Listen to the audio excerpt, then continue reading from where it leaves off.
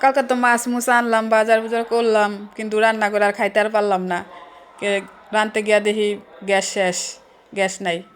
যাও বোতল আনতে গেছি, গিয়া দেখি বসুন্ধরা বোতল কোনো জায়গায় নাই কা, বসুন্ধরা বোতল নাই। যাও আছে অন্য কোম্পানি, হেও 3,000 টাকা দাম।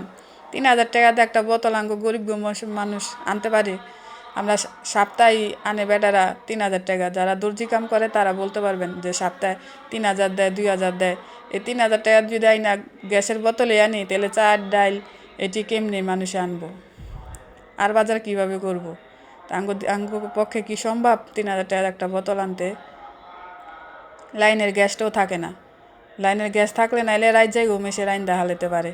লাইনের গ্যাসও থাকে না, সরকার লাইনের গ্যাসও দেয় না, আবার বোতলও গ্যাস নিজে টাকাটা পূর্ব আইন না, হেও ঠিক মতন ওইও দেয় না। খালি আমরা সরকার লইয়া পারাপারি করি, ওই সরকার হোক ওই সরকার আইলে ভালো হইব, খালি সরকার বদলা বদলি। এই যে রাইতে রান্না করতেছি, নন্দে এই চুলাটা দেওয়ানে সেনে রান্না করতেছি। এর ঘরে আসলো কেশিন তেলের চুলা, অনেক কেশিন তেল আইন না রান্না কর, না খায় কি থাকবি? দুই ফোরে তো আবি যাবি কিনা খাইছি। এই যে কেশিন তেল আইনা রাইতে রান্না করতেছি, কেলে অনেক রাইতে হয়ে গেছে, দেখার ভিডিওটা ছাড়তে পারি নাই কা, তাই কই সকালেই সারি। এই যে মাছ বাছতাছি আর এলো গুঁড়া মাছ চচড়ি করতেছি, যেটা দুই ফোরে খাইতাম সেটা রাইতে খাই। আর কি করব, গরিব গো কপালে তো কষ্ট আর শেষ হয় না, এক কষ্টের পর এক কষ্ট আছে, কষ্টের কোনো শেষ নাই।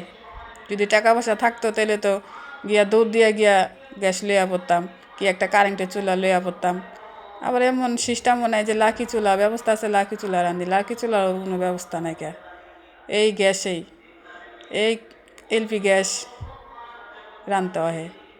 আর কি করবো, আসে রাইতে রান্না বান্না কইরা একটু ভর্তা বানাইছি আর মাছ ভাজছি, রাইতের খাওন ইয়া দিয়েই চললো।